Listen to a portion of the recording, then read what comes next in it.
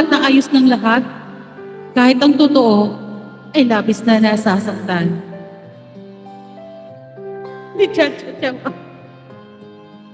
Ang daming tanong na gusto ko nang kasagutan. Ang daming malabo na gusto kong malinawan. Ang daming sakit sa aking kalooban na pilit kong nilalabanan. Iyak na eh. Ang daming luha na sa'yo ko lang naranasan. Di ko alam kung hanggang saan ako dadalhin ng aking nararamdaman. Siguro nga, tama sila. Tanga ako dahil patuloy ako nagmamahal sa'yo.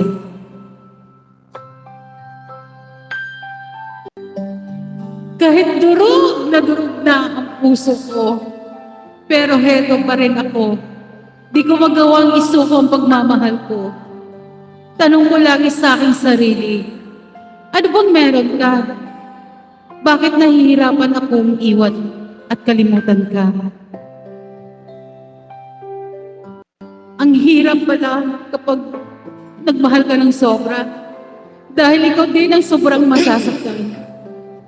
Gusto na kitang kalimutan, pero ako ang nahihirapan. Isipin ko pa lang, sobra na akong nasasaktan. Gusto ko nang magising sa katotohanan.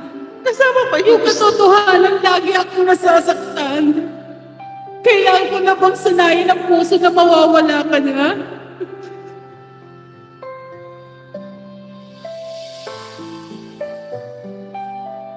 Kailangan ko na bang tanggapin sa sarili?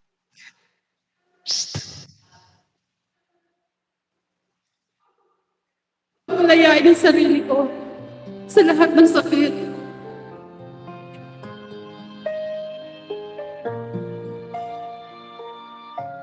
Panahon na siguro para palayain natin ang isa't isa. Kahit masakit, mahal kita, pero pinapalaya na kita. Paalam sa iyo. Paalam, mahal ko. Inatay. Bakit, Joy? At Sakit ba, sakit? Masakit ba? Ano ba? Ano? Lalim ng pinagdadaanan, may pasitsit pa. Hindi, binasa ko lang yun ang sumitsit. Oo, Sumitsit binasa niya kasi lang. si ano eh. Ano daw? Ano sabi ni Si Papa.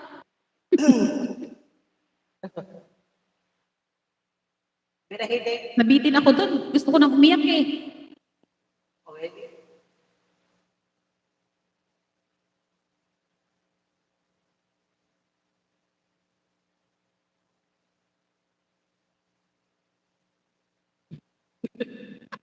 Gusto niyo pa? Magpapalaya ba ang nararapat?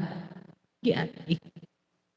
Oh, thank you, guys. Kung hindi rin lang naman para sa akin, baka pwedeng kusa na lang tanggalin.